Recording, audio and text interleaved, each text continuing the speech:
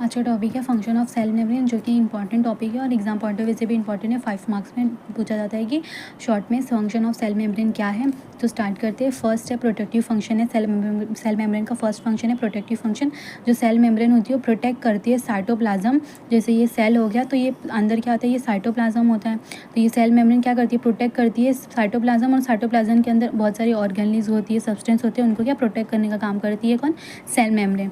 तो cell membrane protect the cytoplasm and organelle is present in the cytoplasm. तो इसके लिए इसका फर्स्ट फंक्शन क्या, प्रोटेक्टिव फंक्शन है। सेकंड क्या है, maintenance of the shape and size of the cells. तो सेल का शेप एंड साइज होता है उसको मेंटेन करने का काम करती है।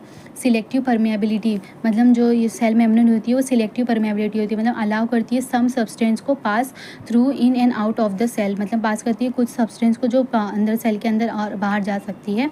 फोर्थ फंक्शन कौन सा होता है, ऑब्जर्वेटिव फंक्शन, मतलब ऑब्जर्व करती है, मतलब सब जो सेल मेम्ब्रेन के थ्रू जो भी न्यूट्रिएंट होते हैं वो ऑब्जर्व होते हैं और सेल के अंदर आते हैं।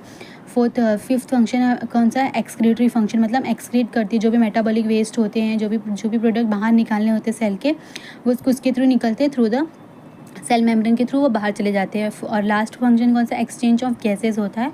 एक्सचेंज मतलब जो भी जैसे ऑक्सीजन आता है सेल के अंदर और कार्बन डाइऑक्साइड लीव करता है सेल को, किसके थ्रू, सेल मेम्ब्रेन के थ्रू। तो वही बोले oxygen enter the cell from the blood and carbon dioxide जो होते हैं लीव करते हैं सेल को एंड एंटर करते हैं ब्लड में थ्रू, किसके थ्रू, सेल मेम्ब्रेन के। तो ये इसके फंक्शन हो गया सेल मेम्ब्रेन के, शॉर्ट में 5 मार्क्स में पूछे जाते हैं।